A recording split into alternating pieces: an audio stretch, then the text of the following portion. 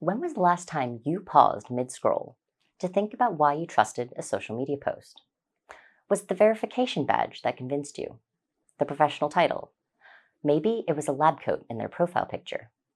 Every day, we make split-second decisions about who to trust online, often without realizing it. And these decisions matter because in the United States alone, 73% of adults, that's 253 million people, are active on social media, with over half relying on these platforms for their news and information. And now, with AI tools like ChatGPT that can generate persuasive content online, these trust decisions have become even more difficult to navigate. Who, or what, should we believe when scrolling through our feeds? This is the question at the heart of my research. I study how experts craft their digital personas and build credibility online. My work looks at patterns in expert self-presentation and, in one unique case, how audiences navigate trust with AI. In my first study, I examined practicing physicians and how they construct their professional identities on Twitter.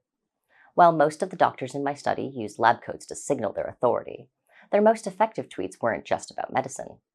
Instead, they combined professional experience with more personal or cultural elements, like one doctor who connected Taylor Swift's Grammy wins to their struggles with electronic medical records.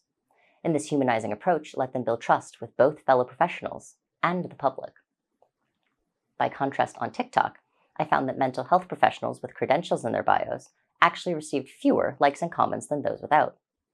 And these mental health experts who succeed on the platform rarely talk about their degrees or research. Instead, they build trust through storytelling, sharing vulnerable experiences, and by filming in casual settings, like bedrooms, rather than in clinical offices. In my final study, I interviewed graduate students about their AI use for educational support. And I found that students are more inclined to trust the machine with objective tasks, like code, where either it works or it doesn't.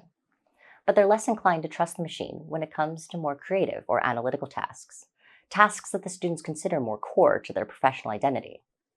And this relationship shows that students are actively negotiating how they feel about AI, rather than just accepting or rejecting it outright.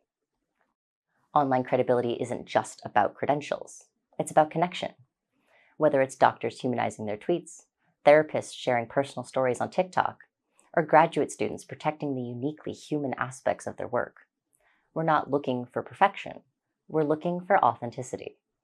And so next time you find yourself scrolling, pause. Ask yourself, are you trusting the expertise or the charisma of the human you think is behind it?